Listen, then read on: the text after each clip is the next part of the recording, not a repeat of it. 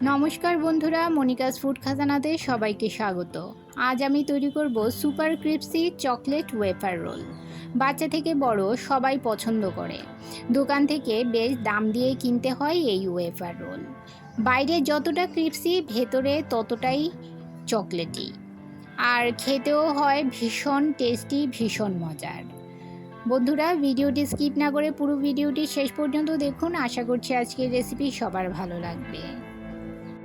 একটা বোল নিলাম, এতে একটা চালনি দিয়ে দিলাম। এবারে এতে দিলাম হাফ কাপ ময়দা, 2 টেবিল চামচ কোকো পাউডার। যেহেতু চকলেট ওয়েফার রোল তৈরি করছি তাই কোকো পাউডার দিয়ে দিলাম half cup powder sugar. Regular সুগারটাকে আমি মিক্সিতে পাউডার করে নিয়েছি। আর দিলাম হাফ টিস্পুন বেকিং পাউডার ও 1 পিঞ্চ নুন। সমস্ত উপকরণগুলো চেলে নেব। যদি এর মধ্যে কোনো আবর্জনা থাকে সেটা চালনিতে থেকে যাবে। আমার চ্যানেলে নতুন বন্ধু হয়ে থাকলে চ্যানেলটি সাবস্ক্রাইব করে পাশে থাকা বেল আইকনটি প্রেস করুন আর নোটিফিকেশন অল করুন পরবর্তী ভিডিওর আপডেট পেতে। এবারে এতে দিয়ে দিলাম 3 চামচ রিফাইন্ড অয়েল। আপনারা রিফাইন্ড অয়েলের পরিবর্তে ঘি অথবা মেল্টেড বাটারও ব্যবহার করতে পারেন। এবারে সমস্ত শুকনো উপকরণগুলো একসাথে মিশিয়ে নিয়ে হাফ কাপ কুসুম গরম দুধ দিয়ে একটা ব্যাটার তৈরি করে নেব। পুরোটা দুধ একবারে ব্যবহার করব না, অল্প অল্প করে দুধ মিশিয়ে নিয়ে একটা ব্যাটার তৈরি করে নেব। বন্ধুরা, যারা এই পর্যন্ত ভিডিওটি ধৈর্য সহকারে দেখছেন অথচ একটা লাইক দিতে ভুলে গেছেন, তাদের কাছে অনুরোধ, একটা লাইক দিয়ে ভিডিওটি কন্টিনিউ করুন। আপনার একটা লাইক পৌঁছে দিতে পারে আমার রেসিপি আরও বহু মানুষের কাছে। হাফ কাপ দুধ পুরোটাই আমার এই মিশ্রণ তৈরি করতে লেগেছে।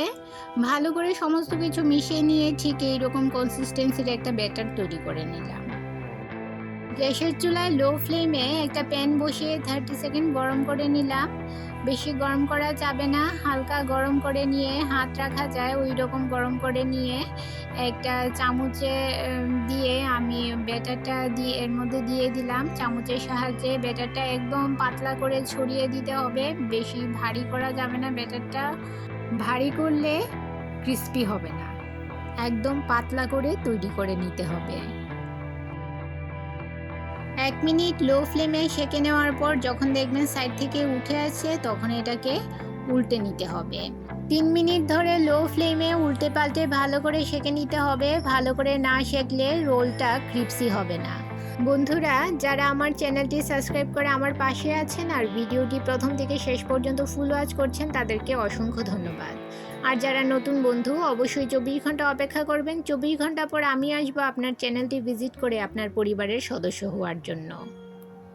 এবারে নামিয়ে নিয়ে গরম থাকা অবস্থায় ঝটপট রোল তৈরি করে নিতে হবে। যদি আপনারা এই কাজটা ঝটপট না করেন তাহলে কিন্তু রোলটা ঠিকমতো তৈরি হবে না আর ভেঙে যাবে। 30 সেকেন্ড মতো চাপা দিয়ে ধরে রাখতে হবে। 30 সেকেন্ড মতো চাপা দিয়ে ধরে রাখলে দেখবেন যে রোলটা সব দিক দিয়ে খুব ভালো করে লেগে গেছে। এখন রোলটা একটু নরম আছে, ঠান্ডা হলে আর একটু পরে একদম শক্ত হয়ে যাবে। এভাবে আমি সমস্ত রোলগুলো তৈরি করে নিলাম। এবারে ফিলিংয়ের জন্য নিয়ে নিলাম 2টো ডেইরি মিল্ক চকলেট। চকলেটটাকে আমি মেল্ট করে নেব। আপনারা ডার্ক চকলেট বা অন্য যে কোনো চকলেট দিয়ে এর ফিলিংটা তৈরি করে নিতে পারেন, তবে ডার্ক চকলেট দিয়ে এর ফিলিং তৈরি করলে খুব ভালো হয়, অনেক দিন পর্যন্ত থাকে। আমার কাছে ডেইরি মিল্ক চকলেট ছিল তাই আমি ডেইরি মিল্ক চকলেটটা দিয়ে এর ফিলিং তৈরি করে নিয়েছি।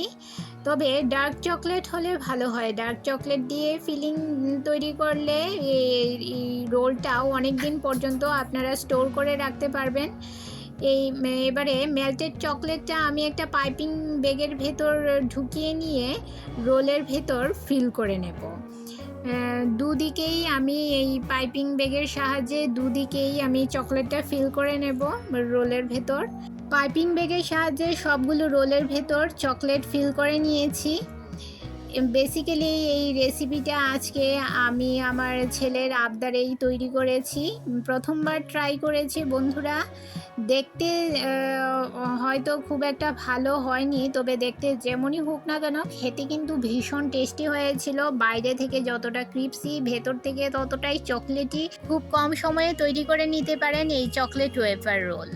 আমার আজকের রেসিপিটি কেমন লাগলো অবশ্যই কমেন্ট করে জানাবেন বন্ধুরা, আর ভালো লাগলে শেয়ার করবেন আপনাদের আত্মীয় ও বন্ধুদের কাছে। তাহলে বন্ধুরা আজকে এই পর্যন্তই। সবাই ভালো থাকবেন, সুস্থ থাকবেন।